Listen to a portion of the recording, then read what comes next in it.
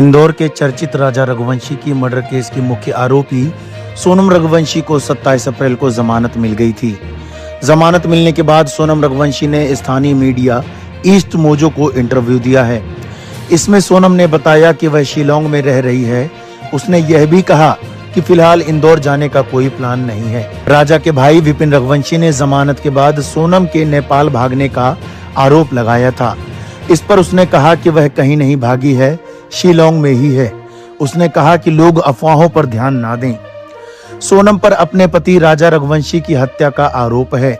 दोनों पिछले साल हनीमून के लिए मेघालय आए थे। तभी सोनम ने अपने दोस्त के साथ मिलकर राजा की हत्या कर दी थी। दोनों इंदौर के रहने वाले थे।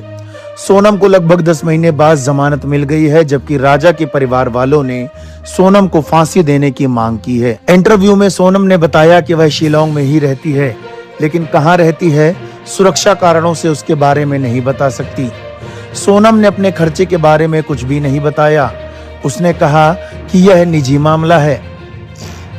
इंदौर जाने के सवाल पर सोनम ने कहा कि अभी यहीं पर ट्रायल चल रहा है, इसलिए वह यहाँ है। उसने कहा कि जब तक मामला खत्म नहीं हो जाता तब तक इंदौर नहीं जाएंगी। हालांकि ज्यादातर सवालों के जवाब में सोनम ने यही कहा कि मामला भी कोर्ट में चल रहा है, इसलिए वह इस बारे में ज्यादा कुछ नहीं बता सकती। उसने कहा कि जमानत की सभी शर्तों का पालन कर रही हूँ। उसने कहा कि जो शर्तें हैं उनका सम्मान करते हुए उनका पालन कर रही हूँ। मेरे मन में न्यायपालिका के लिए हमेशा से सम्मान रहा है और रहेगा।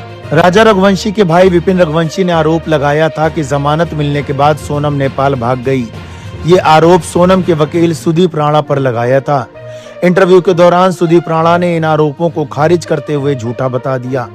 उन्होंने कहा कि वह नेपाली हैं, इसलिए इसका मतलब यह नहीं कि मैं नेपाल से हूँ। मेरा जन्म और पालन पोषण शिलांग में ही हुआ है। उन्होंने कहा कि सारे आरोप झूठे हैं।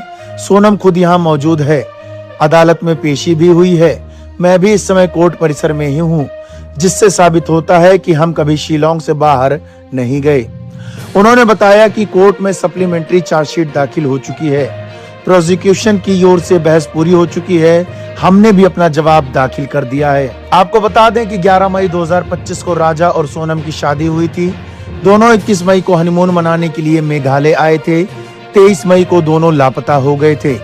पुलिस ने दोनों की तलाश शुरू की। 3 जून 2025 को मेघालय की एक गहरी खाई से राजा का शव मिला। इसके बाद जब जांच शुरू हुई तो पता चला कि राजा की हत्या हुई है। जांच के दौरान राजा की पत्नी सोनम की भूमिका सामने आई। 9 जून को पुलिस ने यूपी के गाजीपुर स्थित एक ढाबे से सोनम को गिरफ्तार किया था। सोनम के अलावा उसके 4 साथियों को भी आरोपी बनाया गया है। इस मामले में आगे जो कुछ भी होगा हम आपको अपडेट करते रहेंगे।